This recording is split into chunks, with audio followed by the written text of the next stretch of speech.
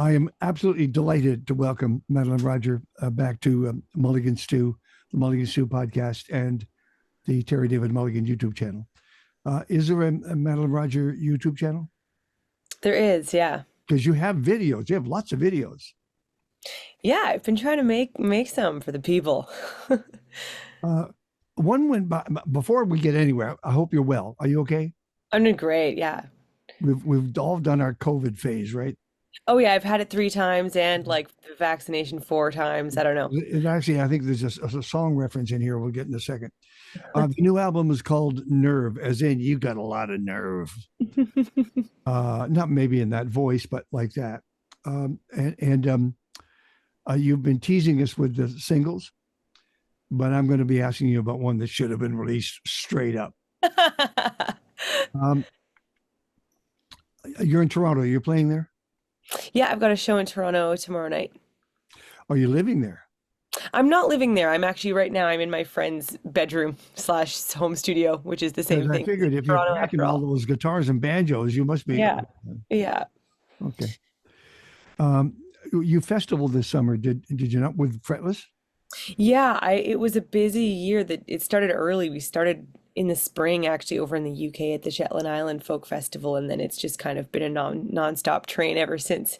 Um, yeah, really beautiful summer of festivals and other concert series in between, both with the Fretless and then some stuff as my own solo project as well.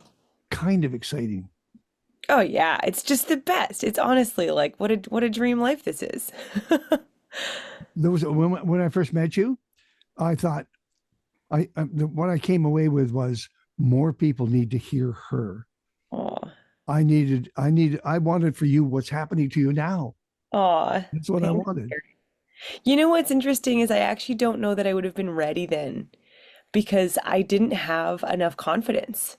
And now I feel like I've dedicated so much time and practice into all of this and have really like pushed myself in ways that I didn't know how to then. And I really feel like I can show up in my fullest form with, confidence and excitement about the art that I'm making that I didn't have back then.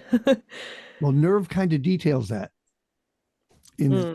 in its full volume. There's stories in there, so, elements in the lyrics. Wonderful writing. Way to go! Way to go! Way to go! Well, we'll get to that in a second. Um, I see that Fretless are releasing Glasswing in September. Yeah. You're in there for what, 3 songs? Yeah, I strong armed them into co-writing with me because who doesn't have writing with a string quartet on their bucket list? Yeah, so we ended up it was really started off as an experiment and then we ended up writing 3 songs together and we loved them so much they decided to put them on their next record. So just half a year ago we were in the studio and recorded them and then there you have it. My record comes out and then 2 weeks after their record comes out with a couple more songs on it that I am very, very thrilled to be a part of. It's the month of Roger. Oh my God! And I got another piece of music, an album from another Roger in the family, who sent it along. And I've been Oh, listening to it. It's really good. My goodness. yeah, Um, Now, oh, I must ask you about Rough Hand, the sure. 2023 video. Was it a one-off? And was that Fretless in the background on cellos?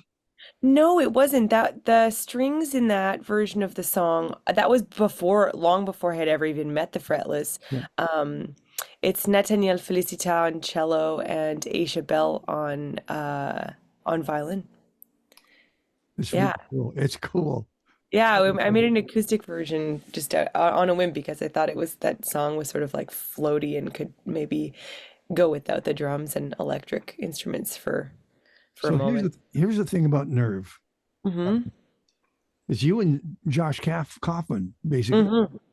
like Yeah. locking yourself in a studio and getting at it. It's fantastic. Yeah. Yeah. Yeah, it was a total dream. Like he's one of my favorite producers and in this strange world that we live in, I reached out to him on Instagram of all places and said, I'm bashfully reaching out to see if you ever work with people outside of your sphere. And then we ended up we had a phone call and really hit it off. And then the timing worked out for me to go down. And the original plan was just to do the bed tracks. We had 4 days in the studio booked, and we were just gonna do like my vocals and guitar and maybe a couple other things, whatever he was going to play. But then it just kind of went like gangbusters, and we started working, and we immediately abandoned click track. We immediately abandoned headphones and just went from like 8 feet apart from one another and just pressed record. And then by accident, we had an album in 4 days. Actually, there's 4 extra songs that we recorded too that didn't Nice. make the cut. That's for the deluxe edition of Nerve when it comes Yeah, out. Yes. yeah, Yes. totally. Um, he's with Money Light Horseman, of course, and I'm sure understands your voice and what's necessary to support your voice in the song. Hmm. That's cool. So you He's don't a, have to explain yourself. He understands. it was one of the remarkable things when I was listening to all of the records that he had produced before I reached out to him, just to be certain that he was the right person to kind of to connect with. So I who'd you really hear? Who'd you listen to? Well, I listened to, there's this amazing record called Off Off On by This Is the Kit that I had never heard of before, and I listened to it and I was like, "Oh my gosh, this is really special," because it's so unique to this artist. And I thought it's amazing how Josh creates these records that are like the best version of that artist without putting his own really distinctive stamp on it. And of course, he produced the Bonnie Light Horseman records and Anais Mitchell's most recent album too. And yeah, what's not to love? Uh, um, did he work with Taylor Swift in some capacity? He did. He tracked some things on Folklore, is my understanding, and maybe one other record too, because his pal Aaron Desner from the National was producing those. But I believe he told me. You'd have to double check with him about this, but I think he didn't know at the time that he was recording on Taylor Ah, Swift. He was like sent the track, sure. and Okay. so he didn't know what it was going to Okay. be on. And he found out after the That's fact, which is wonderful. what a wild like reveal that is. So let me get this right. From Nerve, your singles were Love Only Grows Yep. and You Don't Think About Me. Yep. And it's a story in itself. It's about you. It's about someone you were in love with, Hmm. uh, cared about. Hmm. Um, and you take us through that. You take us through. We broke. Well, never mind. Because it's too. It's too. You really want to throw yourself in the music. You want to follow where this goes. My first question I wrote down was, well, why did you break up in the first place if you love each other so much? Oh yeah. Isn't that $1 million question? Well, our lives were headed in different directions. It was just honestly that simple, like two people who really cared about one another and wanted different things ultimately out of life and had different dreams. And I think it was really an act of caring to just say, you need to go your way and I need to go mine. And it was a really hard decision to make, but we're still really good friends, which is really cool. I'm really proud of that fact. And so we're able to look back on it all now and be like, wasn't that a beautiful time we had together? And now, isn't that great how beautiful things have evolved for each of us in our separate paths? I would never use names, but I think I did meet the other half of this. You definitely did. Yeah. Yeah. Yes. Yes. That's what really drew me in. Um, Yeah. it's fantastic. Thanks. Both of them wonderful songs complement each other. Um, it's a, actually it's the story of recording. What else I do? Um, were you not on? You Don't Think About Me. You were supposed to record that in Kingston, New York. Were you not? Well, it did get recorded in Kingston, New York. Just the strange thing about that one was At that home? I hadn't written it um when I had originally reached out to Josh, and we had already picked all the other songs that were going to be on the record. And I sent him 30 demos, and he picked the 10 most devastatingly personal, vulnerable ones. And I thought, ay, ay, ay, like, oh man, I'm really letting my guard down with this one and welcoming people right into the deep inner workings of my mind and my heartbreak. Um, but when I saw the collection, I realized what Josh was going for, and it kind of jogged these other thoughts in my mind of, okay, you know what? There's actually a couple other themes in here that I haven't quite touched on yet. And I got COVID. And then the 2 days before I was supposed to fly down to Kingston to go make the record, and I was so heartbroken.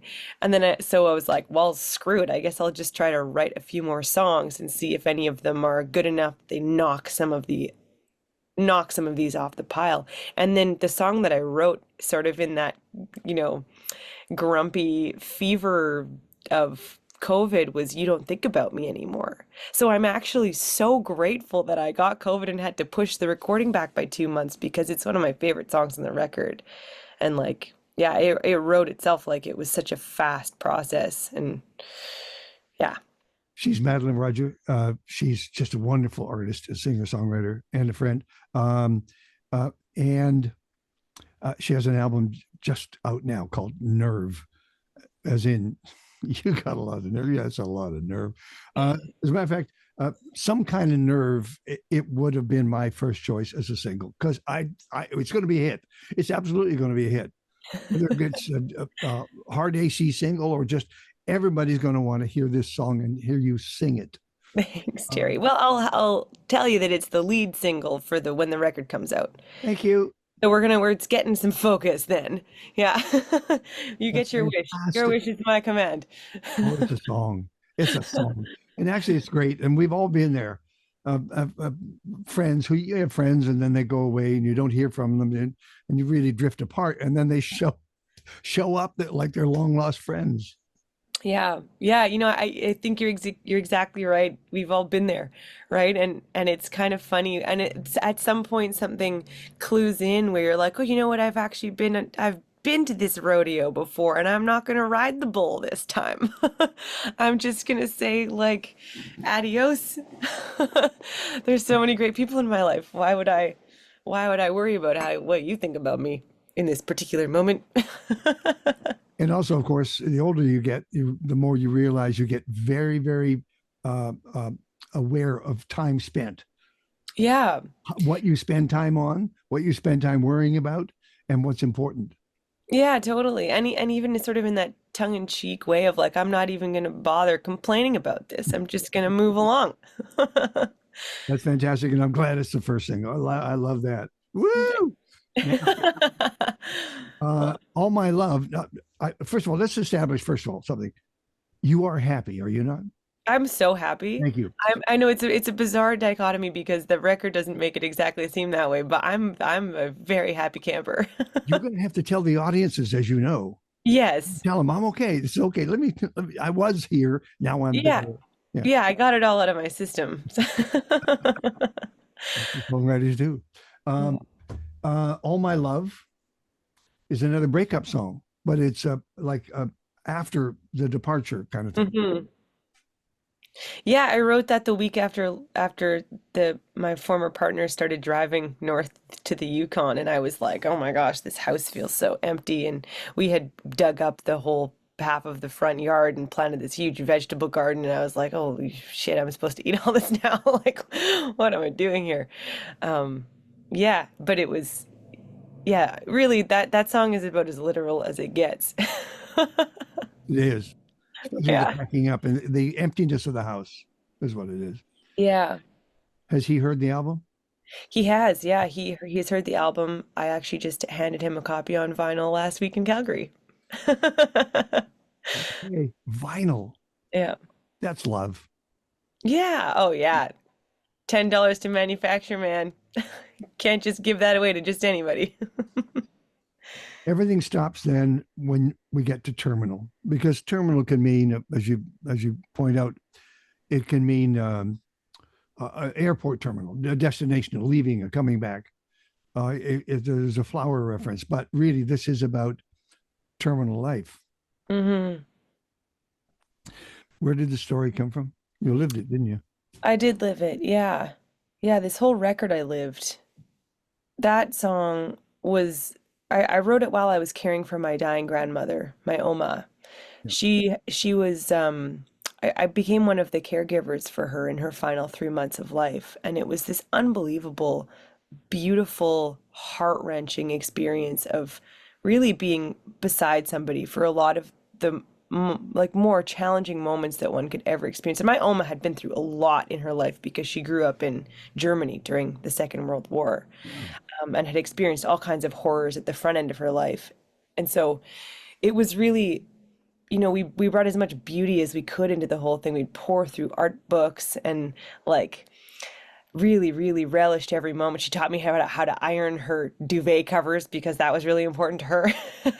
But she would laugh at me because I wasn't very good at it. And we made beautiful time out of it. But then every time I went home, I tried to bring my joyful self to her presence. But then when I would go home, it was just this unraveling would happen. And writing that song was really, it was just helping me understand what I was going through, Yes. helping her going through what she was going through. Did she hear the song in some form? She never heard the song. She never heard the song, but I like to think that she has felt it in some way.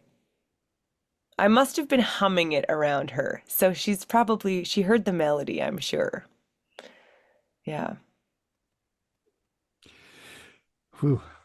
Madeleine Roger. The album is Nerve. Go find it.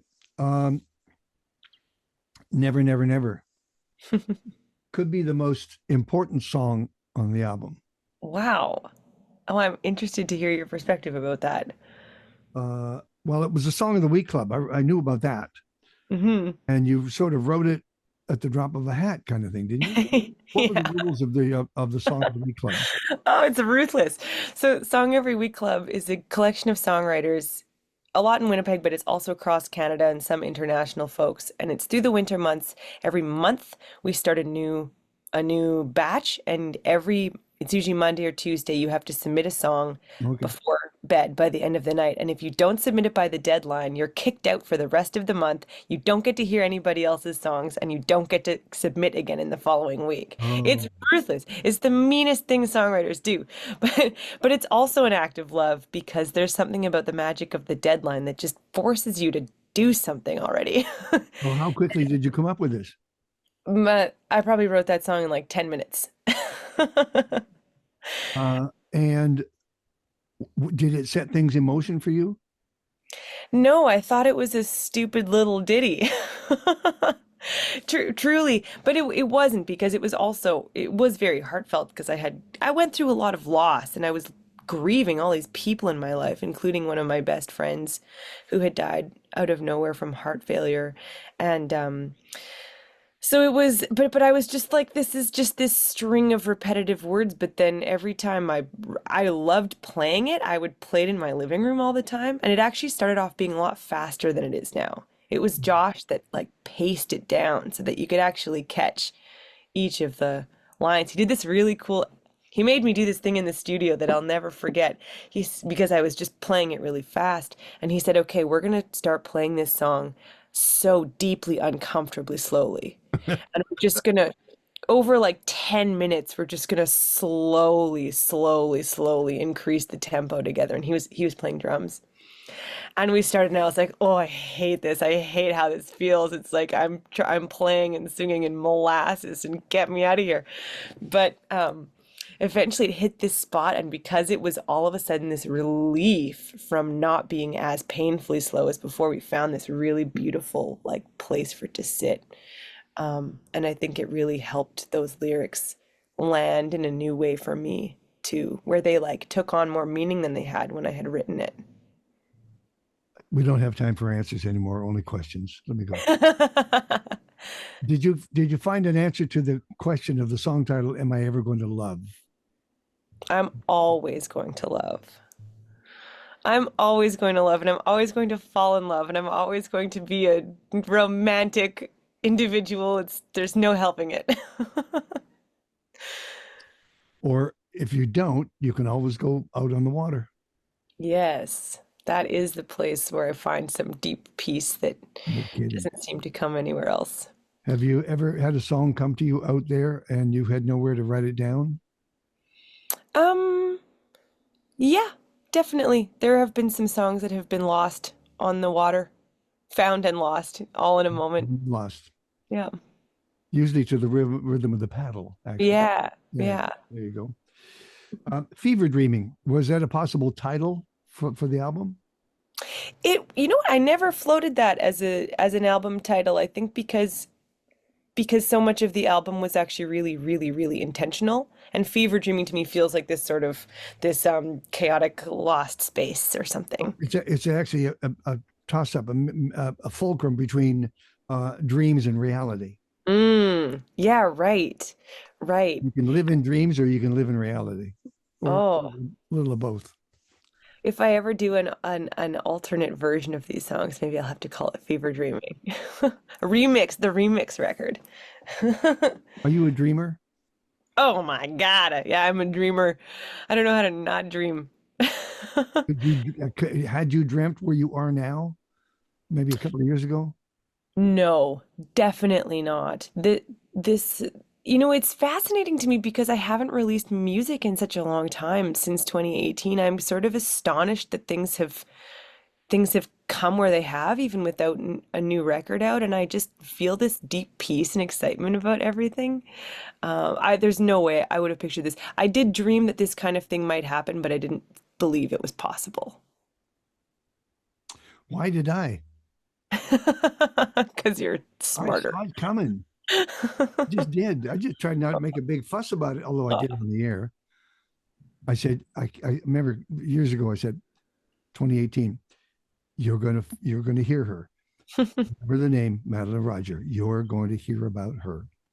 You have been such a support for right from the very beginning, like right when my brother and I were just two little kids But releasing our first record, and you really gave us a huge boost of confidence and support, and yeah, but I the I I deal will is, take that with me always. but the deal is, thank you. The deal is, I'm the lucky one. I get to see it unfold, and then I get to play it. Oh. Oh no, it's a joy. It's a joy. It's an absolute joy. Um, two more. Kiss me. Mhm. I love your line.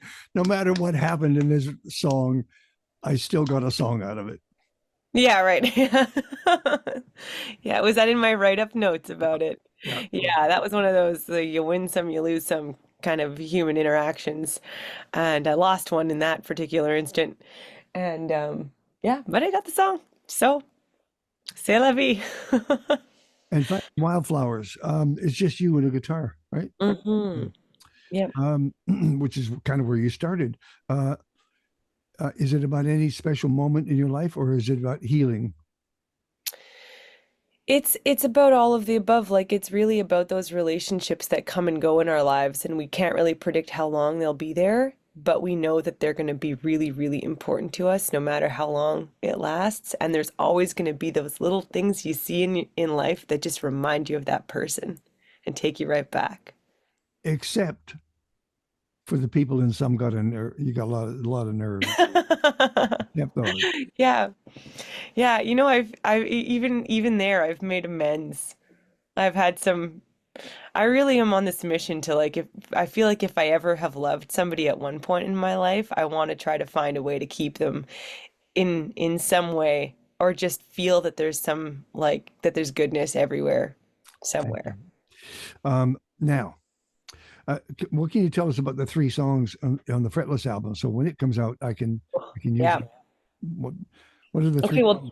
well, there's one that's out already. We just released a song called Caledonia this Oh yeah, I past tried week. to. Yes, the video. Yeah.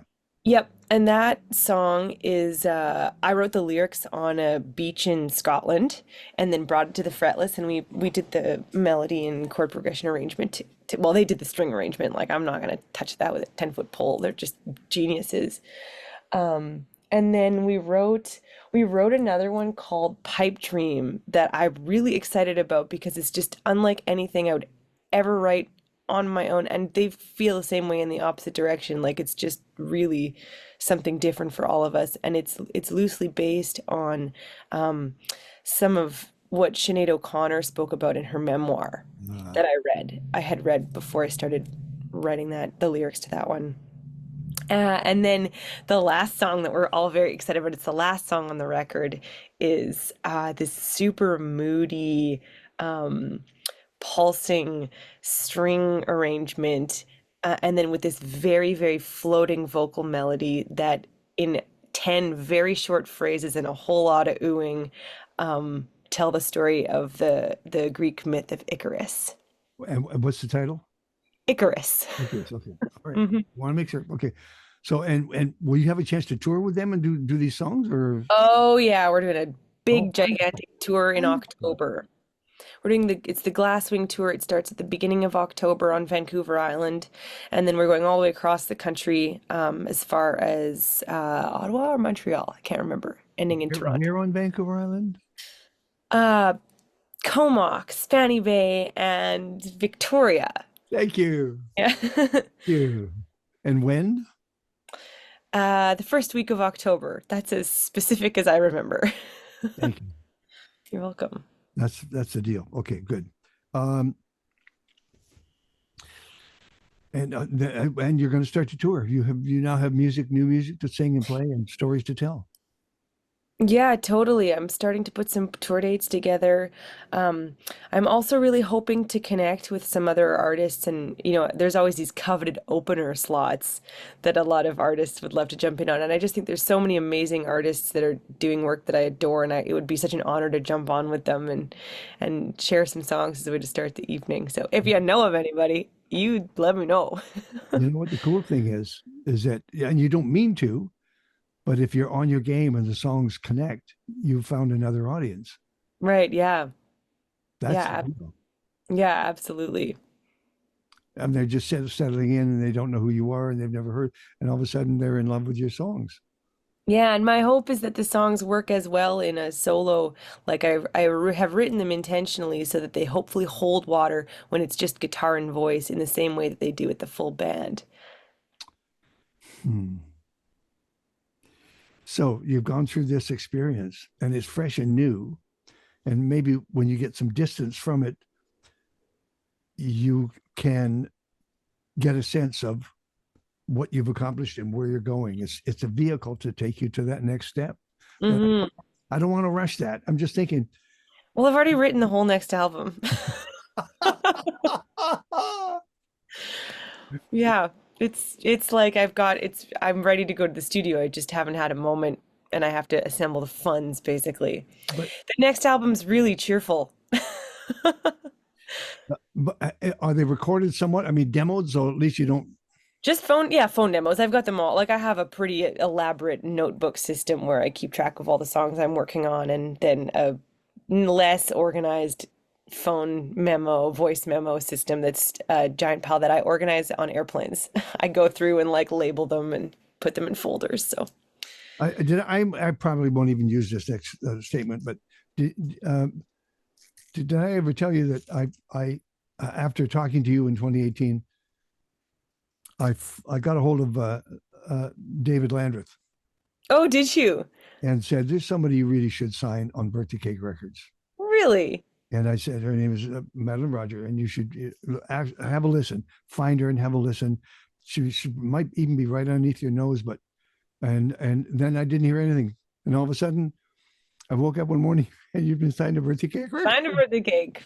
Yeah, the hometown label, isn't that such a wonderful thing? I'm so lucky that the perfect label to be a part of happens to be in my hometown where I live. It's the best.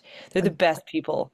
You have the same smarts as they do. Same person. No, you do. I mean, you see the music business for what it is and how you can find a place in it.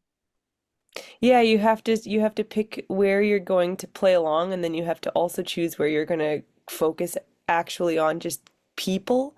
And because really at the core of it isn't art and music about building connections between people and sharing stories and being part of a community.